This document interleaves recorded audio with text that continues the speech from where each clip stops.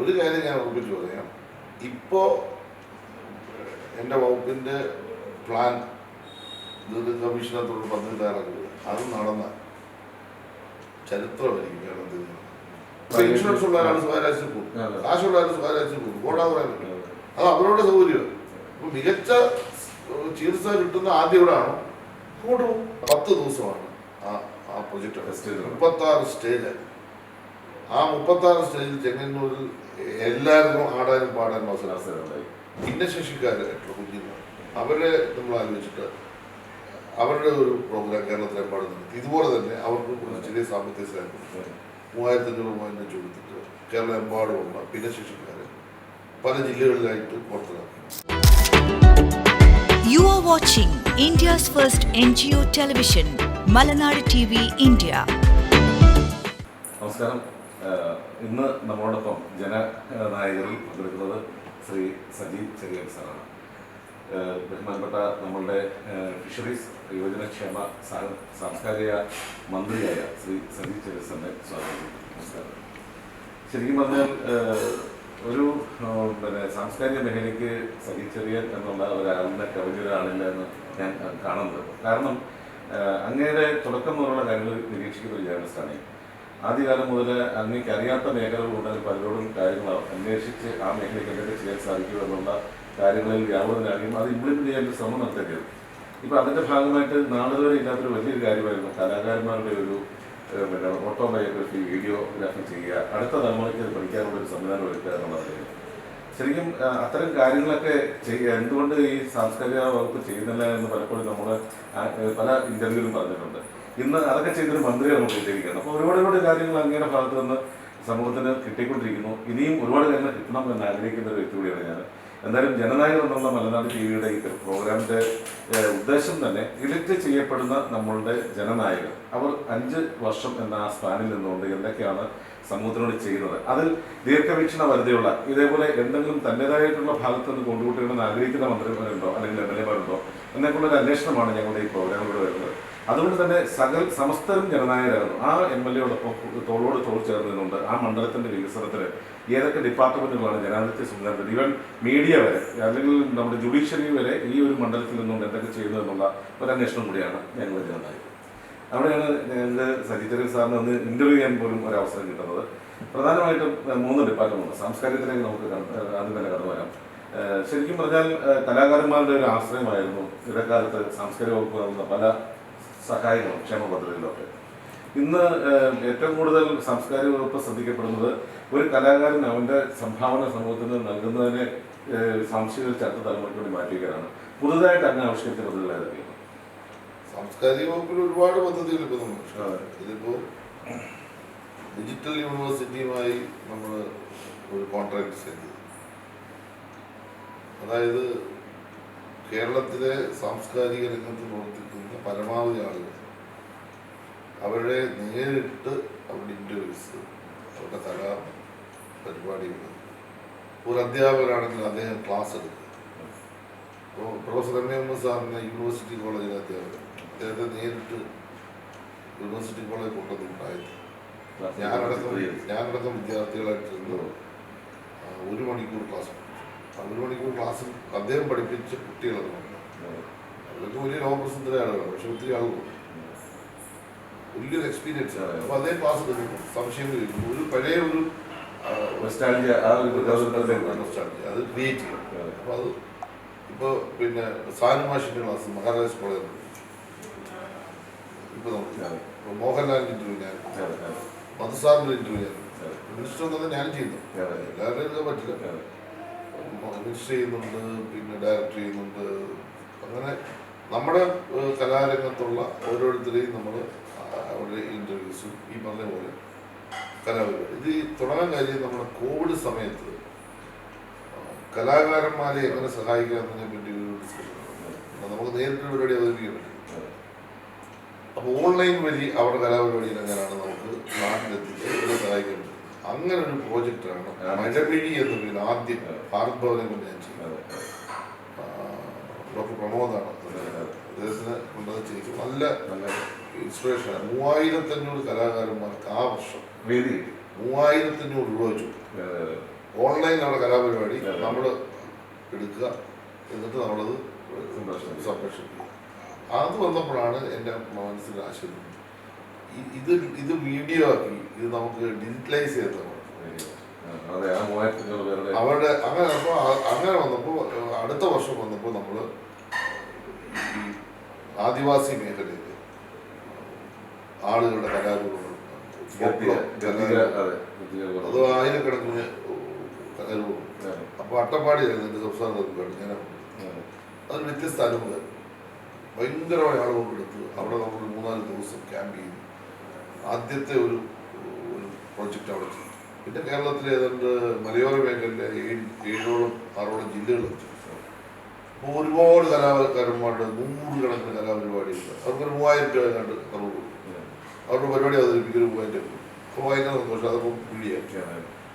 അത് കഴിഞ്ഞ് നമ്മൾ ഭിന്നശേഷിക്കാരായിട്ടുള്ള കുഞ്ഞുങ്ങൾ അവരെ നമ്മൾ ആലോചിച്ചിട്ട് അവരുടെ ഒരു പ്രോഗ്രാം കേരളത്തിലെമ്പാടും നടത്തി. ഇതുപോലെ തന്നെ അവർക്ക് ഒരു ചെറിയ സാമ്പത്തിക സഹായം 3500 വെച്ച് കൊടുത്തിട്ട് കേരളം എമ്പാടുമുള്ള ഭിന്നശേഷിക്കാരെ പല ജില്ലകളിലായിട്ട് പുറത്തിറക്കി അവരുടെ കലാപരിപാടി ട്രിവാൻഡ്രത്ത് തന്നെ സമാപനം വലിയ പരിപാടിയായി. അപ്പോൾ അത് കഴിഞ്ഞപ്പോൾ എനിക്ക് തോന്നി പിന്നെ നമ്മുടെ കടലോര മേഖലയിലെ കടലോര മത്സ്യത്തൊഴിലാളികളുടെ കലാകാരങ്ങളുള്ള അത് ഈ നമ്മുടെ മറ്റു മേഖല ആർക്കും അറിയുന്നുണ്ട്. പക്ഷെ അവർക്ക് 100 കണക്കിന് ചവിട്ടുനാടകം പോലുള്ള ഒരുപാട് കലാരൂപങ്ങളുണ്ട്. അവർക്ക് ഇതുപോലെ തന്നെ കടൽ മിഴി എന്ന് പറഞ്ഞൊരു പരിപാടി നമ്മൾ നടത്തുന്നത്. അപ്പൊ ഈ കലാകാരന്മാരുടെ വീഡിയോ എടുത്തത് മുഴുവൻ ഡിജിറ്റലൈസ് ചെയ്യുക. ഒപ്പം പ്രമുഖ വ്യക്തികളുടെ ഇന്റർവ്യൂസ്, കലാപരിപാടികള്, ക്ലാസ്സുകൾ അടുത്ത തലമുറയ്ക്ക് പഠിക്കാം. ഇപ്പൊ ഉസ്മാനാലിനോട് ജീവിച്ചിരിക്കുമ്പോൾ നമുക്കൊരു അദ്ദേഹത്തിന്റെ പ്രസംഗം ശരിക്കും റെക്കോർഡ് ചെയ്ത് നമുക്ക് സൂക്ഷിക്കാൻ കഴിയും. ഏതെങ്കിലും സ്ഥലത്തെ പ്രസംഗിച്ചാൽ ചിലപ്പോൾ ചില മൊഴികൾ മാത്രമേ, പക്ഷെ അതിൻ്റെ ഒരു ഫുൾ ടെസ്റ്റ് നമ്മുടെ. അപ്പൊ നമ്മളിപ്പോൾ ഉദ്ദേശിക്കുന്നത് ജീവിച്ചിരിക്കുന്ന സമയത്ത് സാംസ്കാരിക രംഗത്ത്, കലാരംഗത്ത് ഒക്കെ ഉള്ള ആളുകളെ സെലക്ട് ചെയ്ത് അവരെ ഓർമ്മപ്പെടുത്താൻ കഴിയുന്ന ഒരു വീഡിയോ ഡിജിറ്റലൈസ് ചെയ്യുക. അത് എത്ര നൂറ്റാണ്ട് വേണ്ടി ഡിജിറ്റൽ യൂണിവേഴ്സിറ്റി വേണ്ടി ധാരണ ചെയ്തുകൊണ്ടിരിക്കും. അത് നമുക്കൊരു ഭാവി തലമുറ കൊടുക്കുന്ന ഏറ്റവും വലിയൊരു സംഭാവനയാണ്. സാറിന്റെ മലനാട് ദേവിക്ക് പണ്ട് മുതലേ ഉള്ള ഒരു ഞങ്ങളുടെ സജഷനാണ് കേരളത്തിലെ സ്റ്റേജ് കലാകാരങ്ങൾ സ്റ്റേജിൽ അവതരിപ്പിക്കുന്ന കലാരൂപങ്ങൾക്ക് ഒരുപാട് അക്ഷീണ പ്രവർത്തനങ്ങൾ ആവശ്യമുണ്ട്, റിഹേഴ്സൽ ആവശ്യമുണ്ട്. പറഞ്ഞു വരുന്നത് പ്രത്യേകിച്ച് നാടക കലാകാരന്മാരെ കുറിച്ചാണ്. ബാലെ നാടക മേഖലയിൽപ്പെടുന്നു. അവർ എല്ലാ വർഷവും ഒരു സംഘാടകൻ വരുന്നു, അദ്ദേഹത്തിന്റെ പണം കൊണ്ടൊരു പുതിയ കഥ അവതരിപ്പിക്കപ്പെടുന്നു. അത് കുറേ ട്രെയിനിങ്ങിന് ശേഷം അവർ കടന്നു വരുന്നു. ഇന്നും തീപ്പെട്ടിക്കും പഴയ നാടകങ്ങൾക്കും മാത്രമേ ഉള്ളൂ സാമ്പത്തികമായിട്ട് മെച്ചമില്ലാത്തത്. ബാക്കി എല്ലാ കലാകാരന്മാരും ലക്ഷക്കണക്കിന് രൂപ മേടിക്കുമ്പോൾ ഈ നാടകം ഇന്നും അവതരിപ്പിക്കുന്നത് വളരെ സാമ്പത്തിക ഭദ്രത ഇല്ലാത്ത ഒരു മേഖലയിലൂടെയാണ്. അപ്പം നമ്മളുടെ സംഗീത നാടക അക്കാദമി പോലുള്ള ഏജൻസികൾക്ക് ഈ രജിസ്റ്റേർഡ് ആയിട്ടുള്ള നാടകങ്ങളെ ഇതേപോലെ തന്നെ ഒന്ന് റെക്കോർഡ് ചെയ്ത് അതിനൊരു സാറ്റലൈറ്റ് റൈറ്റർ എന്നുള്ള രീതിയിൽ അല്ലെങ്കിൽ ഒരു വീഡിയോ റൈറ്റർ എന്നുള്ള ഗവൺമെന്റിന് 1 ലക്ഷം രൂപയെങ്കിലും കൊടുത്തുകൊണ്ട് അതിന്റെ ആദ്യ വീടിനെ കുറിച്ച് നാടകം നമ്മളെല്ലാം ചെയ്യുന്നുണ്ട്. നാടകമുണ്ട്, കഥാപ്രസംഗമുണ്ട്, ഫോക്ലോർ കലകളുണ്ട്. ഓരോ മേഖലയിലും ഇത് വീഡിയോ ചെയ്ത് ഡിജിറ്റലൈസ് ചെയ്യും. അത് അവരുടെ കലാരൂപങ്ങൾ അവതരിപ്പിച്ചുകൊണ്ട് തന്നെ ചെയ്യും. പിന്നെ നമുക്കൊരു പ്രശ്നം നമുക്ക് ഒറ്റയടിയിൽ കംപ്ലീറ്റ് ചെയ്യാൻ പറ്റുന്ന സാമ്പത്തിക പരിമിതി, ഭയങ്കരമായ പണം വേണം. അപ്പൊ നമ്മളിതൊരു ശരിക്കും ഇപ്പൊ പിന്നെ രണ്ടാമത് നമ്മൾ ഡിസ്കഷനിൽ വന്നപ്പോഴാണ് ഇത് സാമ്പത്തിക വരുമാനം ഉണ്ടാകുന്ന ഒരു സ്രോതസ്സായിട്ട് മാറ്റണം. തീർച്ചയായിട്ടും. അപ്പൊ ഇവരോട് ഇപ്പൊ നമ്മൾ സംസാരിച്ചപ്പോ ഇനി ഇത് ഡിജിറ്റലൈസ് ചെയ്തിട്ട് നമ്മൾ ഇതിപ്പോ പിന്നെ സമൂഹത്തിലേക്ക് അവതരിപ്പിക്കാൻ പോകും. അതൊരു മാർക്കറ്റിംഗ് സ്ട്രാറ്റജി ഉണ്ടാക്കി ഈ കലാരൂപങ്ങൾ അവതരിപ്പിച്ച് സാമ്പത്തികം കിട്ടുമ്പോൾ ഒരു പൈസ സർക്കാർ എടുക്കുന്നില്ല. അത് ഈ അവതാരകരായ ആളിനെ കൊടുക്കുക. നമ്മുടെ എക്സ്പെൻഡിച്ചർ കഴിഞ്ഞാൽ ബാക്കി ഈ കലാകാരനെ കൊടുക്കുക. അപ്പൊ കലാകാരനെ സഹായിക്കാൻ കഴിയുന്ന ഒരു പ്രൊജക്റ്റായിട്ട് ഭാവി ഇത് മാറും. അപ്പൊ ആ കലാകാരൻ മരിച്ചു പോലും ആ കുടുംബത്തിന് ചിലപ്പോൾ കഴിക്കും. അപ്പൊ അങ്ങനെ ഒരു നമുക്കൊരു നമ്മുടെ ഒരു ആശയമാണ്. പിന്നെ അതെല്ലാം ഒന്ന് മോഡിഫൈ ചെയ്ത് ഒരു പൂർണ്ണാർത്ഥത്തിലേക്ക് വരുമ്പോൾ കുറച്ച് താമസിക്കും. എങ്കിലും ഇപ്പോൾ ഒരു 10,000-7,000-ഓളം രൂപങ്ങൾ നമ്മളിപ്പോൾ ഡിജിറ്റലൈസ് ചെയ്യാൻ വേണ്ടി തയ്യാറായിരിക്കും. അത് ചെറിയ കാര്യമില്ല. അത് ഭാവിയിൽ നമുക്ക് വലിയ രൂപത്തിൽ നമുക്ക് പിന്നെ പ്രയോജനപ്പെടും. അപ്പം ഞാൻ പറഞ്ഞത് പല പ്രമുഖന്മാരുടെ ഇന്റർവ്യൂസ് എഴുതാൻ പറഞ്ഞത് മധുസാറിന് പ്രായമായി. മധുസാറിന്റെ ഇന്റർവ്യൂ എന്ന് പറഞ്ഞാൽ അപൂർവമായി കിട്ടുന്നില്ല. അതൊക്കെ എന്ന് പറഞ്ഞാൽ നമുക്കൊരു 3 വർഷം കഴിയുമ്പോൾ മധുസാർ ആരായിരുന്നു എന്ന് അദ്ദേഹത്തിന്റെ ജീവിതം എന്തായിരുന്നു അത് പച്ചയ്ക്കാണ് അദ്ദേഹം പറഞ്ഞിരുന്നത്. എന്നോട് പച്ചയ്ക്ക് അദ്ദേഹം പലതും പറഞ്ഞിട്ടുണ്ട്. അതെല്ലാം ഒരു 50 വർഷം കഴിയുമ്പോൾ നമ്മുടെ കുഞ്ഞുങ്ങൾക്ക് തലമുറയ്ക്ക് ഇങ്ങനെ മനുഷ്യണ്ടായിരുന്നു. ലാൽ സാറിന് ഇങ്ങനെയാണ് പ്രേംനസീറിനെ പറ്റി എടുക്കാൻ പറ്റില്ല. അപ്പൊ അതാണ് ഞാൻ പറഞ്ഞത്. അപ്പൊ അതാണ് നമ്മളിപ്പം കർഷകരംഗത്ത് സാർ മറ്റൊരു കാര്യം ഒന്ന് സൂചിപ്പിച്ചത്, നമ്മൾ ഫിലിം ഡെവലപ്മെന്റ് കോർപ്പറേഷൻ KFDCയുടെ ഒരു സബ്സിഡി പണ്ട് മുതലേ ഉള്ളത് 5 lakhs ആണ് ഒരു സിനിമ കേരളത്തിൽ അവതരിപ്പിക്കുന്നത്. അപ്പോൾ കർണാടക പോലുള്ള മറ്റു സംസ്ഥാനങ്ങളിൽ 80% കർണാടകയിൽ തന്നെ ഷൂട്ട് ചെയ്താൽ ആ സിനിമക്ക് 25 ലക്ഷം രൂപ വരെ സബ്സിഡി കൊടുക്കുന്നു എന്നുള്ളൊരു അറിവുണ്ട്. അത് നമുക്കിവിടെ നടപ്പിലായത് കുറച്ചുകൂടെ ഈ ഇൻഡസ്ട്രി പ്രൊമോട്ട് ചെയ്യാൻ അത് സാധ്യമാകത്തത്. നമ്മളിപ്പോ ഒന്ന് നമ്മൾ മനസ്സിലാക്കുന്നത് അടിസ്ഥാനപരമായി ഇന്ത്യയിൽ ഏറ്റവും നല്ല ഷൂട്ടിംഗ് വെന്യൂസ് ഉള്ള സ്ഥലത്താണ്. അതിനൊരു 1% കൂടെ എക്സ്പ്ലോർ ചെയ്യും. ഞാൻ മന്ത്രിയായ ശേഷം ഞങ്ങൾ ആദ്യം ആലോചിച്ചു ഒന്ന് ചിത്രാഞ്ജലിയെ നമുക്ക് മികവിൻ്റെ കേന്ദ്രം. കാരണം 10-80 ഏക്കർ സ്ഥലം കാട് പിടിച്ചു അവിടെ 150 കോടി പ്രൊജക്റ്റ് ഇപ്പം നമ്മൾ ചെയ്തുകൊണ്ടിരിക്കുക. അതിൻ്റെ ഫസ്റ്റ് ഫേസ് ഉദ്ഘാടനം ചെയ്യുന്നത് പൂർണ്ണകാലം 1 വർഷം അല്ലെങ്കിൽ 1.5 വർഷം കൊണ്ട് നമുക്കത് കംപ്ലീറ്റ് ചെയ്യാം. അത് കംപ്ലീറ്റ് ചെയ്ത് കഴിഞ്ഞാൽ ഒരു മികച്ച ഷൂട്ടിംഗ് കേന്ദ്രമായിട്ട് അത്രയില്ലെങ്കിലും നമുക്ക് ഒട്ടും മോശമല്ലാത്ത ഒരു. പിന്നെ നമ്മൾ രണ്ടാമത് ഭാഗം ചെയ്തത് റെക്കോർഡിംഗ് സ്റ്റുഡിയോ കൊച്ചിയിൽ ഇപ്പോൾ നമ്മൾ സ്റ്റാർട്ട് ചെയ്തത്. അത് അവരുമായിട്ട് ഇപ്പോൾ ആശയവിനിമയം നടത്തി ഏകദേശം അതിൻ്റെ ഫൈനൽ സ്റ്റേജ്. അപ്പോൾ റെക്കോർഡിംഗ് സ്റ്റുഡിയോ അവിടെ വരുന്നത് ഏറ്റവും ആധുനികമായ റെക്കോർഡിംഗ് സ്റ്റുഡിയോ. മൂന്നാമത്തെ നമ്മളിപ്പം ഡെസ്റ്റിനേഷൻസാണ്, ഷൂട്ടിംഗ് ഡെസ്റ്റിനേഷൻസ് നമ്മൾ ക്രിയേറ്റ് ചെയ്യും. അത് അതിനുവേണ്ടി ഇപ്പോൾ ഒരു ഏജൻസി വിളിപ്പിച്ചു. അവരിപ്പോൾ ഒരു പിന്നെ ഇത് തയ്യാറാക്കുന്നുണ്ട്, നമ്മുടെ മാസ്റ്റർ പ്ലാൻ തയ്യാറാക്കുന്നുണ്ട്. കേരളത്തിൽ ഇവിടെല്ലാം ഈ അനുഗ്രഹീതമായ ഷൂട്ടിംഗ് ഡെസ്റ്റിനേഷൻസ് ഉണ്ട്. അത് എവിടെയൊക്കെയാണ് അത് പറ്റിയത് അത് നമ്മളൊരു റിപ്പോർട്ടാക്കി നമ്മളത് പബ്ലിഷ് ചെയ്യും. അപ്പം ഈ പറയുന്ന കാര്യങ്ങളെല്ലാം ക്ലബ് ചെയ്ത് വരുമ്പോൾ സിനിമ ഷൂട്ടിങ്ങിന് വേണ്ടി ആളുകൾ കൂടുതൽ നമ്മളെ ആശ്രയിക്കുന്നത്. സ്വാഭാവികമായിട്ട് നമ്മളെ ആശ്രയിക്കുമ്പോൾ മറ്റു പലതരത്തിലുള്ള വരുമാനങ്ങൾ നമുക്ക് വർദ്ധിക്കുന്ന സന്ദർഭത്തിൽ സിനിമയ്ക്ക് ആവശ്യമായ സഹായം ഒരു സംശയം വേണ്ട. അതിനെപ്പറ്റി നന്നായി നമ്മൾ ആലോചിക്കുന്നുണ്ട്. മലയാള സിനിമ ഒരു പ്രധാനപ്പെട്ട ഒരു ഇൻഡസ്ട്രിയായി മാറ്റുക, അതാണ് നമ്മൾ ആലോചിക്കുന്നത്. ഇതിന്റെ ഭാഗമായിട്ടാണ് നമ്മളിപ്പോൾ കോൺക്ലേവിലേക്ക്. അപ്പോൾ നമ്മളിപ്പോൾ അടുത്ത മാസം അതിൻ്റെ 7-8 തീയതികളിൽ ട്രിവാൻഡ്രത്താണ് നടക്കുന്നത്. ഉദ്ഘാടനം ബഹുമാനപ്പെട്ട മുഖ്യമന്ത്രിയാണ്. 1500 ആളുകൾ ഉദ്ഘാടന സമ്മേളനത്തിലാണ്. 500 ഡെലിഗേറ്റ്സിനെ സെലക്ട് ചെയ്തിട്ടുണ്ട്. ഇന്ത്യക്കകത്തുള്ള വളരെ വലിയ പ്രമുഖന്മാരെല്ലാം അണിനിരക്കുന്ന ഒരു കോൺക്ലേവ്. ഒരുപക്ഷെ കേരളത്തിൻ്റെ ചരിത്രത്തിൽ, സിനിമയുടെ ചരിത്രത്തിൽ ഇങ്ങനെ കോൺക്ലേവ് ചെയ്തതാണ്. ഒരുപക്ഷെ ഇന്ത്യയിൽ നടത്തില്ല. ഒരു സിനിമ പോളിസി ഉണ്ടായിരുന്നു. ആ പോളിസി എന്ന് പറയുന്നത് എല്ലാ അതിനകത്ത് അവിടെ പിന്നെ നിയമം ഏതെല്ലാം മേഖലയിൽ ബാധകമാണ്. ഒരാർട്ടിസ്റ്റിന് കൊടുക്കേണ്ട പൂർണ്ണ പ്രൊട്ടക്ഷൻ, ഒരാർട്ടിസ്റ്റ് കിട്ടേണ്ട അഭിനയിക്കുന്നതനുസരിച്ചുള്ള റെമ്യൂണറേഷൻ, സ്ത്രീ ആർട്ടിസ്റ്റുകൾക്ക് പൂർണ്ണ പ്രൊട്ടക്ഷൻ. എന്ന് വെച്ചാൽ ഒരു സിനിമ എടുത്ത് പൂർണ്ണമായി അത് സ്ക്രീനിൽ തെളിയുമ്പോൾ അതിൽ ഏതെങ്കിലും 2-3 പേർക്ക് മാത്രമായിട്ടുള്ള സിനിമ ആകുന്നില്ല. അതിനകത്ത് എല്ലാ എല്ലാവർക്കും ഏകദേശം മാന്യമായ പരിഗണന, അന്തസ്സോടുകൂടി ഒരു സിനിമ ചെയ്യാനുള്ള പിന്നെ ഒരു സാഹചര്യം. അങ്ങനെ വരുമ്പോൾ ധാരാളം പുതിയ കുട്ടികൾ അവസരങ്ങളുണ്ടാകും സിനിമയിലേക്ക് പോകുന്നത്. അപ്പം ധാരാളം പുതിയ കുട്ടികൾ. ഇപ്പം നമ്മുടെ IFFK നമ്മളിപ്പോൾ ഈ 4 വർഷം നടന്നത് വൻ വിജയമാണ്. ഈ ഫിലിം ഫെസ്റ്റിവല് ഏറ്റവും കൂടുതൽ ആളുകൾ കുട്ടികളാണ്, ചെറുപ്പക്കാർ, ആർട്ടിസ്റ്റുകളാണ്. അവർക്ക് ഭയങ്കരമായി നമുക്ക് പ്രൊമോഷൻ കൊടുക്കാവുന്ന ഒരു ഇൻഡസ്ട്രി, ഒരുപാട് തൊഴിൽ കൊടുക്കാവുന്ന ഒരു ഇൻഡസ്ട്രി. അപ്പം അത്തരത്തിലൊരു വലിയൊരു പോളിസി മേക്കിംഗ് ആണ് നമ്മുടെ ഈ കോൺക്ലേവിനകത്ത് കാണുന്നത്. അപ്പം അത് ഈ 7-8 തീയതികൾ പൂർത്തീകരിച്ചു കഴിഞ്ഞാൽ ഒരു വലിയ ഡിക്ലറേഷൻ കേരളത്തിൽ ഒരു പ്രഖ്യാപനം വരാൻ പോകും സിനിമ ഇൻഡസ്ട്രിക്കകത്ത്. ഞങ്ങളൊരു സജഷൻ ഉണ്ട്. അമ്മയും മാറ്റ പോലുള്ള സംഘടനകളൊക്കെ ഉണ്ടെങ്കിലും ഞാൻ ഈ രംഗത്തോടെ പ്രവർത്തിച്ച ഒരാളെന്നുള്ള നിലയിലാണ് അതിൻ്റെ ഒരു സജഷൻ. പ്രത്യേകിച്ച് സഹസംവിധായകർ ഏറ്റവും കൂടുതൽ സിനിമകളിൽ ബൗദ്ധിക കേന്ദ്രമായി വരുന്ന സംവിധാനം സപ്പോർട്ട് ചെയ്യുന്ന സഹസംവിധാന രംഗമാണ്. പക്ഷെ അവർക്ക് ഒരു ഏകീകൃത കോഡൊന്നും ഇല്ല. സംവിധാനം കൊടുക്കുന്ന എന്ത് തുകയാണോ ആ തുകയാണ്. അത് മാത്രമല്ല ലൈറ്റ് നൈറ്റ് ബാറ്റ ഇല്ല, അതുപോലെ തന്നെ ഏർലി മോർണിംഗ് ബാറ്റ, ഇതൊക്കെ മറ്റ് വിഭാഗങ്ങളിൽ കിട്ടുന്നുണ്ട്. സഹസംവിധായകർ, സ്ക്രിപ്റ്റ് അസിസ്റ്റൻസ്, അങ്ങനെ പറയുന്ന ഒരു വിഭാഗങ്ങൾ ഈ രംഗത്ത് ഇതുവരെ എനിക്കൊന്നും മാറ്റ പോലും അങ്ങനൊരു പരിഗണന അവർക്ക് നൽകിയിട്ടുണ്ട് എന്ന് തോന്നുന്നില്ല. അതുകൂടാതെ ഏറ്റവും കൂടുതൽ സമയം ഉറങ്ങാതെ അധ്വാനിക്കുന്നത് പ്രൊഡക്ഷൻ എക്സിക്യൂട്ടീവും അതുപോലെ തന്നെ പ്രൊഡക്ഷൻ ബോയ്സുമാണ്. അവരാണ് ഏറ്റവും ലാസ്റ്റ് ഉറങ്ങുകയും ഏറ്റവും ആദ്യം എണീക്കുകയും ചെയ്തത്. അവരുടെ കാര്യത്തിൽ ഇപ്പോൾ പ്രൊഡക്ഷൻ കൺട്രോളർമാർ കൊടുക്കുന്ന ഒരു തുകയാണ് ഇവർക്കും ഈ പറഞ്ഞ പോലെ എക്സിക്യൂട്ടീവ്സിന് ബാറ്റയില്ല, അവർക്കൊരു നിശ്ചിത തുകയാണ്. പ്രൊഡക്ഷൻ ബോയ്സിന് ഒരു ദിവസത്തെ ശമ്പളം എന്നുള്ള രീതിയിലാണ് അവർ അധ്വാനിക്കുന്നത്. പക്ഷേ അവർക്കൊക്കെയാണ് ഈ കാലികമായിട്ട് ഇത്രയും സമയം ഓവർ ടൈം ഒക്കെ വരുമ്പോഴത്തേക്ക് ഒരു പരിഗണന ലഭിക്കേണ്ടത്. അത് അങ്ങനെ ശ്രദ്ധയാണ് കൊടുത്തത്. ഞാൻ പറഞ്ഞ തൊഴിൽ മാനദണ്ഡങ്ങൾ പാലിക്കപ്പെടാത്ത ഏതെങ്കിലും ഒരു സെക്ടർ സിനിമയ്ക്കുന്നുണ്ട്, അത് പാലിക്കുക എന്നുള്ളത് തന്നെയാണ് പോളിസിയുടെ ഭാഗം. ഏതെങ്കിലും ഒരാളുടെ ദാനമൊന്നും ആരും കൊടുക്കേണ്ടതില്ല.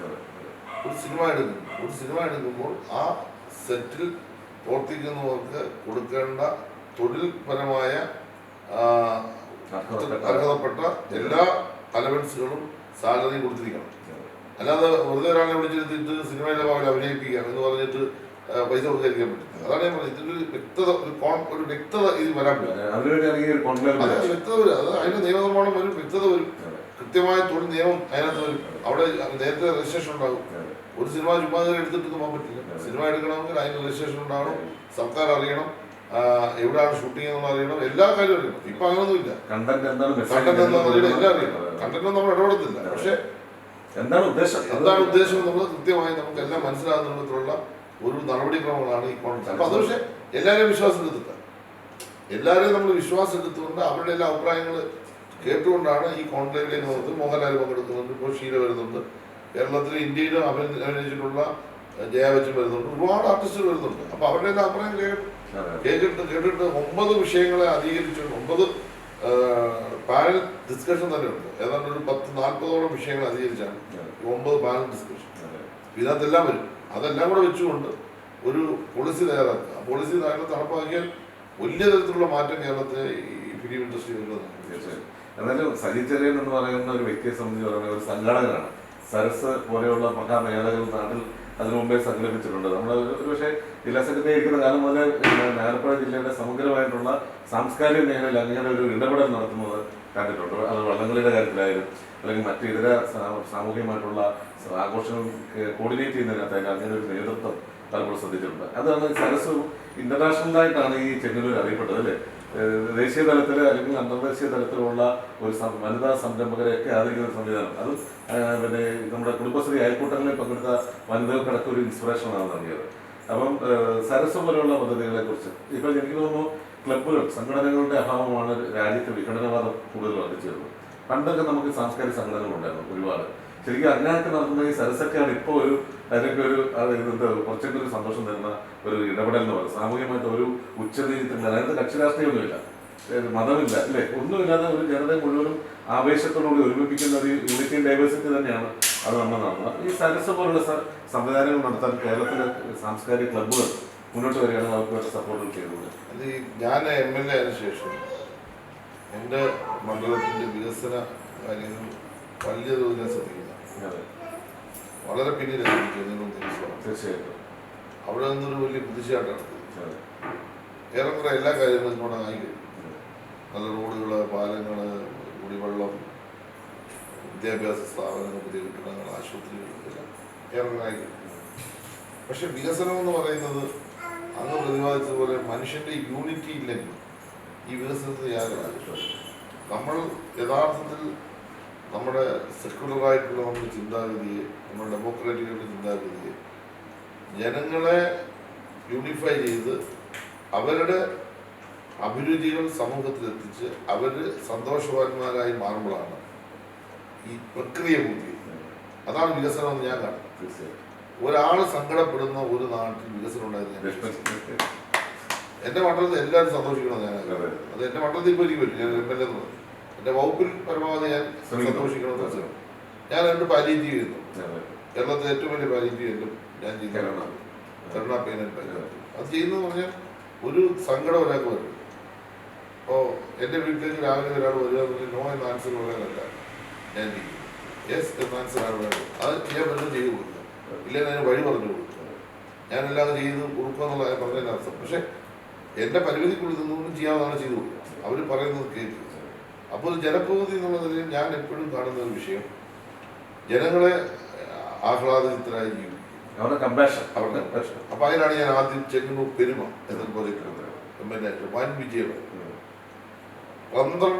10 ദിവസമാണ് ആ പ്രൊജക്ട്. Festival. 36 സ്റ്റേജ്. ആ 36 സ്റ്റേജിൽ ചെങ്ങന്നൂരിൽ എല്ലാവർക്കും ആടാനും പാടാനും അവസരം. സമാപനം കുറിച്ചുകൊണ്ടാണ് പാണ്ടനാട് മിത്രവണത്തിന് വള്ളം കളി.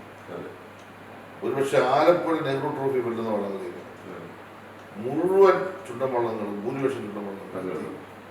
ചുണ്ടൻവള്ളം മാത്രമല്ല, ആലപ്പുഴ നെഹ്റു ട്രോഫിൻ്റെ ഒരു പ്രത്യേകതയുണ്ട്. ആറന്മുള പള്ളിയോടം ഏതാണ്ട് 52 പള്ളിയോടം. അതായിരുന്നു ഇതിൻ്റെ വെച്ച്. അതാ ഞാൻ പറഞ്ഞ ആലപ്പുഴ നടത്തുന്നതിനേക്കാൾ വലിയൊരു ഒരു ഒരു ഒരു ജലഘോഷയാത്ര, ജലമേള മത്സരം പാണ്ടനാട് 4 വർഷമായിട്ട് നടന്നു വരിക. അപ്പൊ ഈ 4 വർഷം ലക്ഷക്കണക്കിന് ആളാണ്. 4 വർഷം ലക്ഷക്കണക്കിന് ആളാണ് വരുന്നത്. അപ്പൊ അത് ജനങ്ങൾക്ക് ആളാണ്. ജാതി മതം എല്ലാവരും വള്ളത്തിൽ കയറുക, എല്ലാവരും കോട്ടം കയറുക, എല്ലാവരും തുഴയുക, എല്ലാവരും നീന്തട്ട്, എല്ലാവരും ഇരു കരകളിൽ നിന്ന് കളി കാണട്ടെ. ചെങ്ങന്നൂർക്കാർക്ക് ചുണ്ടൻ എന്താന്ന് മനസ്സിലാക്കി. അത് ചുമ്മാ വെറുതെ ഏതെങ്കിലും 2 ചുണ്ടൻ പിടിച്ചോണ്ട് മാത്രമുള്ള കളിയില്ല. ഇഷ്ടം പോലെ വെള്ളം, ഇഷ്ടം പോലെ സൗകര്യങ്ങൾ ചെയ്തു കൊടുക്കുക. ചെങ്ങന്നൂർ പേര് കൊടുക്കുക. അത് കഴിഞ്ഞിട്ടാണ് ഈ കഴിഞ്ഞ 6 മാസം കൊണ്ട് നമ്മൾ പിന്നെ ഇത് കൊടുക്കുന്നത്. കുടുംബശ്രീയുടെ പറഞ്ഞു അതിനൊരു കാരണം ഉണ്ടായിരുന്നു. ഈ വർഷം പെരുമ നടത്താൻ പോയപ്പോൾ പിന്നെ 2018 നമ്മൾ ഈ സരസ് മേള ഞങ്ങൾ കൊണ്ടുവന്നു. പക്ഷെ അന്ന് 14-ാം തീയതി ആഗസ്റ്റ് 14-ാം തീയതി പേര് സരസ് മേള തുടങ്ങിയപ്പോഴാണ് ഉദ്ഘാടനം കഴിഞ്ഞ് പിറ്റേ ദിവസം തന്നെ അത് പോസ്റ്റ് ചെയ്തു. മൊത്തം വെള്ളം ചെറുക്കുന്നു കോടിക്കണക്കിനുള്ള നഷ്ടം. അപ്പം അതിനുശേഷം സരസ് മേള നടത്തണമെന്ന് എൻ്റെ മനസ്സിൽ ആഗ്രഹമുണ്ടായിരുന്നു. അങ്ങനെ പോയി ഈ വർഷത്തേക്ക് കഴിഞ്ഞ വർഷത്തേക്ക് അത് കിട്ടി. മന്ത്രിയോട് ചോദിച്ചു, തരാമെന്ന് പറഞ്ഞു. രാജേഷ് തന്നു. അപ്പം തന്നു കഴിഞ്ഞാൽ പിന്നെ എൻ്റെ കാര്യം തീരുമാനിച്ചു. ദേശീയവേള എന്ന് പറഞ്ഞാൽ ദേശീയവേളയായിരുന്നു. അത് ചുമ്മാ വെറുതെ ജില്ലാവേളയൊന്നുമായിട്ട് പറയുന്നത്. അത് ദേശീയവേള. അപ്പോൾ ദേശീയവേളയായിരുന്നു. ഒരു പക്ഷേ സരസ് മേള എങ്ങനെ നടത്തണമെന്ന് ഇന്ത്യയിലെ മേളകൾ നടത്തുന്നത് ഞങ്ങളൊരു കാഴ്ചപ്പാട്. 18 കോടി രൂപയുടെ സെയിലാണ്. വിശ്വസിക്കും. ലക്ഷോപലക്ഷം ആളുകളാണ് ഇത്. ലക്ഷോപലക്ഷം ആളുകൾ. കലാപരിപാടികൾ എന്ന് പറഞ്ഞാൽ രാവിലെ 9 മണിക്ക് സ്റ്റാർട്ട് ചെയ്യുന്ന കലാപരിപാടി ഏതാണ്ട് നേരം വെളുക്കുന്നവരെ കലാപരിപാടി. ആയിരക്കണക്കിന് കലാകാരന്മാര് വിവിധ സ്റ്റേജുകളിലായിട്ട് കലാപരിപാടി അല്ല വിവിധ സ്റ്റേജിൽ പരിപാടി. കുടുംബശ്രീ സ്ത്രീകൾ എല്ലാ ബ്ലോക്ക് അടിസ്ഥാനത്തിൽ വന്നിട്ട് ഓരോ ദിവസം ഒരു സ്റ്റേജ് മുഴുവൻ തീർത്ഥാടി. അപ്പൊ ആഹ്ലാദത്തിന്റെ അന്തരീക്ഷം. പിന്നെ ചെങ്ങന്നൂർ കലാകാരന്മാർ മുഴുവൻ പാടാനും ആടാനും അവിടെ സാംസ്കാരിക മേഖലയുടെ ചർച്ചകൾ 12 ദിവസം 12 ദിവസം സെമിനാറുകൾ, കേരളത്തിലെ എല്ലാ പ്രഗത്ഭരാണ് നിർത്തിക്കൊണ്ടുള്ള ചർച്ചാ ക്ലാസ്സുകൾ, വലിയ മേജർ കലാപരിപാടി. മോഹൻലാൽ സാർ ഉൾപ്പെടെ മോഹൻലാല്, ടൊബീനോ അടക്കം കേരളത്തിലെ എല്ലാ പ്രമുഖ ആർട്ടിസ്റ്റിനാണ് നിൽക്കുന്നത്. ചെറിയ കാര്യം തന്നെ ഞങ്ങൾ ചെയ്തത്. അപ്പോൾ വലിയ നല്ല സാമ്പത്തിക ചിലവുണ്ട്. പക്ഷെ ചെയ്തപ്പോൾ എന്ത് ചെയ്തു, എല്ലാവരെയും ഒരുമിപ്പിക്കുക. സാധാരണ എല്ലാ ഭാഗങ്ങളും സപ്പോർട്ടും കിട്ടുന്നുണ്ടല്ലോ അല്ലേ? രാഷ്ട്രീയമായ നിങ്ങൾ എന്റെ വീട്ടിൽ ആരും ഏറ്റവും കൂടുതൽ വരുന്നത് കോൺഗ്രസ് BJP. എല്ലാ രാഷ്ട്രീയക്കാരും വരും, എല്ലാ മതവിഭാഗത്തിൽപ്പെടുന്നവരും. നമ്മള് ഒരു കാര്യം മനസ്സിലാക്കേണ്ടത്, നമ്മള് തെരഞ്ഞെടുക്കപ്പെടുന്ന വരെ നമ്മളൊരു പാർട്ടിയുടെ ആണ്. നമ്മൾ തെരഞ്ഞെടുക്കപ്പെട്ട് കഴിഞ്ഞാൽ നമ്മള് ഒരു പാർട്ടിയുടെ ആളല്ല, നമ്മള് ജനങ്ങളാണ്. അപ്പൊ എല്ലാവർക്കും വേണ്ടി എന്നാ. പക്ഷേ എന്റെ പാർട്ടിയുടെ നിലപാടും ആശയങ്ങളും ഞാൻ വിട്ടുവീഴ്ചയില്ല, ഫൈറ്റിങ് ചെയ്യും. അതിനകത്തൊന്നും വിട്ടുവീഴ്ചയൊന്നുമില്ല. പക്ഷേ വികസനത്തിന്റെ കാര്യത്തിൽ, നാടിന്റെ പൊതു താല്പര്യങ്ങളുടെ കാര്യത്തിൽ, ജനങ്ങളുടെ പൊതുവായ പ്രശ്നങ്ങളിൽ നോ പൊളിറ്റിക്സ്. പക്ഷെ ഈ ഒരു ചിന്താഗതി കാരണം എനിക്ക് ഒരുപാട് പ്രശ്നങ്ങൾ അഭിമുഖീകരിക്കുന്നുണ്ട്. കാരണം ജനകീയനായ ഒരു മന്ത്രിയാകാൻ അല്ലെങ്കിൽ ജനകീയനായ ഒരു ജനപ്രതിനിധിയാകാൻ ശ്രമിക്കുമ്പം പാർട്ടിക്ക് എതിരായിട്ടുള്ള കാര്യങ്ങൾ വരെ പറഞ്ഞു പോയിട്ടുണ്ട് ഇല്ലേ? അല്ലെങ്കിൽ നമ്മൾ ഒരിക്കലും ഒരു മന്ത്രി കൂടെ സഹകരിക്കുന്ന മറ്റൊരു മന്ത്രിയുടെ ഡിപ്പാർട്ട്മെന്റിനെ കുറിച്ച് മോശമായിട്ട് പരാമർശിക്കത്തില്ല എന്നുള്ളൊരു ചിന്താഗതിയായിരുന്നു നാളുവരെ മാധ്യമ പ്രവർത്തകരുള്ളത്. അതുകൊണ്ട് തന്നെ ഹോസ്പിറ്റലിനെ കുറിച്ച് പറഞ്ഞപ്പോൾ ഉടനെ അത് ഇടതുപക്ഷത്തിൽ നിൽക്കുന്ന ഒരു മന്ത്രി ഇങ്ങനെ പറഞ്ഞു. അത് വലിയ ഒരു സംഭവമല്ല, അങ്ങനെ ഒരു എക്സ്പീരിയൻസ് ആണ് പറഞ്ഞത്. എന്താണെന്ന് ചോദിച്ചാൽ നമുക്ക് സത്യങ്ങൾ പറയുമ്പോൾ പലപ്പോഴും പ്രശ്നങ്ങൾ അതിൽ നമ്മൾ ഭയപ്പെട്ട കാര്യം. ആരോഗ്യരംഗത്തെ പ്രശ്നത്തെ പറ്റി വളരെ ക്രിസ്റ്റൽ ക്ലിയർ ആയിട്ടാണ് ഞാൻ ക്രിസ്റ്റൽ ക്ലിയർ. കേരളത്തിന്റെ പൊതുജനാരോഗ്യം അതിശക്തമാണ്. എൻ്റെ ആ മൊത്തം സ്പീച്ചും കേൾക്കണം. അത് മൊത്തം കേൾക്കാതെ അതിനകത്ത് ഒരു വരി മാത്രം എടുത്തിട്ടാണ് ഈ പ്രശ്നം വരുന്നത്. മൊത്തം കേൾക്കാൻ സൗകര്യമുള്ളത് കേട്ടാൽ മതി. എനിക്കത് പ്രയാസമില്ല. എൻ്റെ മൊത്തം ആ പറഞ്ഞിട്ടുള്ള ഭാഗം ഞാൻ 3-4 കാര്യങ്ങൾ അതിനകത്ത്. ഒന്ന്, പൊതുജനാരോഗ്യം ക്രിസ്റ്റൽ ക്ലിയർ ഒക്കെയാണ് നമ്പർ 1. 2, ഒരു UDF നേതാവ് പറഞ്ഞ ഒരു പരാമർശം, അതായത് കേരളത്തിൻ്റെ ആരോഗ്യം വെന്റിലേറ്ററാണ്, പറയാൻ പാടില്ല. അങ്ങനെ പറയുന്നത് 3ാമത്തെ പോയിന്റ്. കോടാനുകോടി രൂപ വിദേശ കോർപ്പറേറ്റുകൾ ഇൻവെസ്റ്റ് ചെയ്തുകൊണ്ടിരിക്കുന്നു. ഇപ്പൊ 4000 കോടി രൂപയ്ക്കാണ് കിംസ് വാങ്ങിച്ചത് എന്നാ പറയപ്പെടുന്നത്. വൻകിട കോർപ്പറേറ്റുകൾ, അത് ഇവിടുത്തെ ഏതെങ്കിലും ഒരു പ്രൈവറ്റ് ആശുപത്രി ഡൽഹി പറയുന്നത്, ആ വൻകിട കോർപ്പറേറ്റുകൾ കേരളത്തിലേക്ക് വരുമ്പോൾ അവരുടെ ലക്ഷ്യം പ്രോഫിറ്റാണ്. ആ മോട്ടിവേഷനോട് വരുന്ന ഒരു സമൂഹത്തിന്റെ മുമ്പിൽ ഇത് വെന്റിലേറ്റർ ആണെന്ന് പറഞ്ഞാൽ പിന്നെ ആരും പൊതുജനാരോഗ്യ സ്ഥാപനം ആണോ? അല്ല, നമ്മുടെ ഹോസ്പിറ്റലിലെ നമ്പർ 1 ആണ്, ഏറ്റവും മികച്ചത്. അപ്പോൾ അവരെന്നോട് ചോദിച്ചു, സ്വകാര്യ ആശുപത്രി ചികിത്സിക്കാൻ പോകുന്ന തെറ്റുണ്ടോ? നമ്മൾ തെറ്റില്ല. സ്വകാര്യ ആശുപത്രി വേറെ, വൻകിട കോർപ്പറേറ്റുകളുടെ ആശുപത്രി വേറെ. ഇവിടെ എത്രയോ സ്വകാര്യ ആശുപത്രി നമ്മളെ പോകാം. സ്വകാര്യ ആശുപത്രി പോകുന്ന തെറ്റെന്ത്? ഉന്നത മുഖ്യമന്ത്രിയാണ് സ്വകാര്യ ആശുപത്രി തെറ്റെന്ത്? മുഖ്യമന്ത്രി മാത്രമാണ്. എല്ലാവരും നല്ല ചികിത്സ കിട്ടുന്ന എവിടാണോ അത് സർക്കാർ അങ്ങോട്ട് പോകും. അപ്പോൾ സ്വകാര്യ ആശുപത്രി പോകുമ്പോൾ ഞാൻ എൻ്റെ അനുഭവം ഞാൻ 2019 എന്നാണ് പറഞ്ഞത്, പക്ഷെ 18 തെറ്റിപ്പോയി. 2015 പാർട്ടി ജില്ലാ സെക്രട്ടറി എനിക്ക് ഇത് ഈ ഡെങ്കിപ്പനി സത്യം 2015 ആ വർഷത്തിൽ അന്ന് കാലത്ത് ഉമ്മൻചാണ്ടി സാറാണ് ഭരിക്കുന്നത്. ഇന്നത്തെ മുഖ്യമന്ത്രി അന്ന് പാർട്ടി സെക്രട്ടറി, ഞാൻ ആലപ്പുഴ ജില്ലാ സെക്രട്ടറി. അപ്പോൾ എന്നെ ഇവിടുന്ന് കൊണ്ട് ഹോസ്പിറ്റലിൽ കാണിച്ചു, ഗവൺമെൻറ് ഹോസ്പിറ്റൽ.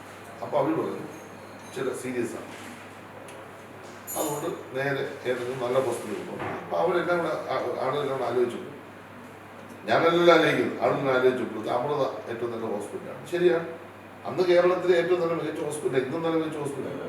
അവിടെ കൊണ്ടുവന്നു, എൻ്റെ ജീവൻ രക്ഷപ്പെട്ടു. എന്ത് തെറ്റുന്നത് പറഞ്ഞാൽ അത് ഇവിടുത്തെ ഏതെങ്കിലും ആശുപത്രി മോശമായതൊന്നല്ലേ പറഞ്ഞത്. ഒരു താലൂക്ക് ആശുപത്രി വെന്റിലേറ്റർ പോലും ഇല്ല. ഇതിന് താലൂക്ക് ആശുപത്രി 3 ഡോക്ടേഴ്സേ ഉള്ളൂ. ഇന്നവിടെ 36 ഡോക്ടർമാരോട് ഞാൻ MLA 100 കൊണ്ട് കിട്ടുമോ ഞാൻ കൊടുക്കും. ഇന്ന് കാണുന്ന ചെങ്ങന്നൂർ ഹോസ്പിറ്റൽ അന്നത്തെ ഹോസ്പിറ്റൽ. അപ്പൊ ചെങ്ങന്നൂർ ഹോസ്പിറ്റൽ എന്നെ അവരുടെ കൂടെ പറഞ്ഞത് എന്ത് തെറ്റ്? അപ്പൊ ഒരാള് വ്യക്തിപരമായി അപ്പൊ ആ പറഞ്ഞ ഭാഗം മാത്രം എടുത്തിട്ട് മാധ്യമങ്ങളുടെ അത് അവരുടെ രാഷ്ട്രീയം, അത് ഒരു ചാനൽ അത് മാത്രം എടുത്തിട്ട് കേരളത്തിലെ പൊതുജനാരോഗ്യ മേഖലകളെ അത് വീണ ജോർജിനെ സപ്പോർട്ട് ചെയ്താൽ പറഞ്ഞത്. വീണ ജോർജിനെ എടുത്തത്, വീണ ജോർജിന് വേണ്ടി വാദിച്ചത് ഞാനാണ്. ഏറ്റവും ശക്തമായി ഞാൻ വാദിക്കുകയും ചെയ്തു. പക്ഷേ കേരളത്തിലെ സ്വകാര്യ ആശുപത്രികൾ മോശമാണെന്ന് നോക്കാൻ എനിക്കില്ല, സർക്കാർ ആശുപത്രി മോശമാണെന്ന് നോക്കാൻ എനിക്കില്ല. കേരളത്തിലെ പൊതുജന ആരോഗ്യം എന്ന് പറഞ്ഞാൽ ഈ സർക്കാരും സ്വകാര്യവും ഇത് രണ്ടും ക്ലബ് ചെയ്ത് പോകുന്നതുകൊണ്ടാണ് കേരളത്തിലെ ജനങ്ങൾക്ക് ആയുർദൈർഘ്യം കൂടിയത്, അല്ലെങ്കിൽ ആരോഗ്യ രംഗത്ത് പരിപാലനം ശക്തിപ്പെട്ടു. അപ്പൊ ഈ രണ്ടിനെയും നമ്മൾ ഒരുപോലെ കാണും. ഇൻഷുറൻസ് ഉള്ളവരാണ് സ്വകാര്യ ആശുപത്രി പോകും, കാശുള്ളവരാണ് സ്വകാര്യ ആശുപത്രി പോകും, പോടാൻ പറയാൻ പറ്റില്ല. അത് അവരുടെ സൗകര്യം. അപ്പൊ മികച്ച ചികിത്സ കിട്ടുന്ന ആദ്യം എവിടെയാണോ അങ്ങോട്ട് പോകും. ഇപ്പൊ പെട്ടെന്ന് ചികിത്സ കോട്ടയം മെഡിക്കൽ നല്ല ചികിത്സ അങ്ങോട്ട് പോകും. താലൂക്ക് ഹോസ്പിറ്റലിൽ നിന്ന് ഏറ്റവും നല്ല ചികിത്സ അവിടെ കൊണ്ടാ പറഞ്ഞു, കൊണ്ടുകൊണ്ട് അവിടെ ചികിത്സിച്ചു. അതാണ് ഞാൻ പറഞ്ഞ പോയിന്റ്. ഇത് പല കാര്യങ്ങളിലും പറയുമ്പോൾ കേൾക്കേണ്ട ആളുകൾ പൂർണ്ണമായി മനസ്സിലാക്കാതെ വിവാദമാണ്. വളരെ വിദ്യാഭ്യാസത്തിന്റെ കാര്യം ആദ്യം എഴുതി വിവാദം എന്തെല്ലാം കാര്യങ്ങൾ ഡിസ്കസ് ചെയ്യാൻ സാറ് ചെയ്ത നല്ല കാര്യങ്ങൾ അത്രയും നമ്മൾ ഡിസ്കസ് ചെയ്യാനായിട്ട് സാംസ്കാരിക വകുപ്പിനും അതുപോലെ തന്നെ ഈ പറഞ്ഞ മറ്റു വിവാദം ഉണ്ടാക്കുന്ന അവരുടെ താല്പര്യം. ഞാൻ ഈ പറഞ്ഞ ഒരു പോയിന്റ് ആ ടെലിവിഷൻ അത് നമുക്ക് അതിന്റെ അതേസമയത്ത് ഞാൻ പോലെ ഒരു ചാനലിനെ പറ്റി പറയാം. അന്ന് ആ വിഷയത്തെ പറ്റി റിപ്പോർട്ടർ ചാനൽ ഒരു ചർച്ച നടത്തി, നിങ്ങൾ അതെടുത്തു. അതിനോട് ഞാൻ പറയാം 100% ശരിയാണ്, 100% സജി ചെറിയാൻ പറഞ്ഞത് ശരിയാണ്. അത് പറയാൻ അവർ മാത്രമല്ല, വേറെ ആരും പറഞ്ഞു. അങ്ങനെ എന്തുകൊണ്ട് പറയുന്നില്ല? ഞാനത് തെറ്റല്ലല്ലോ പറഞ്ഞു. ഞാൻ പറഞ്ഞത് ഈ ഇങ്ങനെയുള്ള കാര്യങ്ങൾ കേരളം നടക്കുന്നുണ്ട്. എല്ലാവരും സർക്കാർ ആശുപത്രി മാത്രമേ പോകുന്നത്, സ്വകാര്യ ആശുപത്രി പോകുന്നുണ്ട്. സർക്കാർ ആശുപത്രി പോകുന്നു, സ്വകാര്യ ആശുപത്രി പോകുന്നതിന്റെ 3 ഇരട്ടി സർക്കാർ ആശുപത്രി പോകുന്നു. അപ്പം അത് മോശമായിട്ടില്ല. പക്ഷെ സ്വകാര്യ ആശുപത്രി പോകുന്നതിന് തെറ്റില്ല. എന്തെങ്കിലും അങ്ങയുടെ കാഴ്ചപ്പാടുകളാണ് തീർച്ചയായിട്ടും. വെറുതെ പറയാല്ല, അത് അങ്ങ് പഠിച്ചതും അങ്ങനെ എക്സ്പീരിയൻസ് ഈ പറഞ്ഞ 1-2 വാക്കുകൾ എടുത്തിട്ട് എക്സസൈസ് ചെയ്യുന്ന പോലെ ഉള്ളൊരു മാധ്യമപ്രവർത്തനമല്ല മലനാട് ജീവി ഉദ്ദേശിക്കും. പക്ഷേ ഇപ്പം മറ്റൊരു കാര്യം എടുത്തു പറയാനുള്ളത്, ഇപ്പം കരുണ പാലിയേറ്റീവ് കേസുണ്ട്. എനിക്ക് തോന്നുന്നു 5000-ലധികം വീടുകളിലേക്ക് നമ്മുടെ സേവനങ്ങൾ എത്തിച്ചു കഴിഞ്ഞു. 500-ലധികം കിടപ്പ് രോഗികൾക്ക് അല്ലേ ദിനംപ്രതി കാര്യങ്ങൾ എത്തിക്കുന്നുണ്ട്, ആഹാരങ്ങൾ കൊടുക്കാൻ ശ്രമിക്കുന്നത്. ഒരു വലിയ അങ്ങയുടെ ആ മനസാക്ഷിയുടെ ഒരു വലിയ ഹൃദയത്തിൻ്റെ ഓപ്പണിംഗ് ആണ് അതിലൂടെ കാണുന്നത്. അപ്പം പിന്നെ അങ്ങനെ എടുത്ത് എനിക്ക് തീരദേശവാസികളുടെ ദുഃഖങ്ങളെ കുറിച്ച് കൂടുതൽ പറയേണ്ട കാര്യമില്ല. എങ്കിലും ഒരു സജഷനാണ് ഈ പറയുന്ന അവരുടെ പുനരധിവാസം. അതിനുവേണ്ടി നമ്മൾ ഇനിയും വൈകുന്നുണ്ട്. റീഹാബിലിറ്റേഷൻ ഈ പറഞ്ഞ പോലെ കുപ്പൈ ചെയ്യാനായിട്ടുള്ള ഒരു സംവിധാനങ്ങൾക്കൊക്കെ അതിന് വളരെ ഞങ്ങൾ ഒരു പരിഹാരമുണ്ടാകും. ഒരു കാര്യം ഞാൻ ഉറപ്പിച്ചു പറയാം, ഇപ്പോൾ എൻ്റെ വകുപ്പിൻ്റെ പ്ലാൻ കമ്മീഷനത്തോട് പദ്ധതി തയ്യാറാക്കുക, അത് നടന്ന ചരിത്രമായിരിക്കും കേരളത്തിൽ. You are watching India's first NGO television, Malanadu TV India.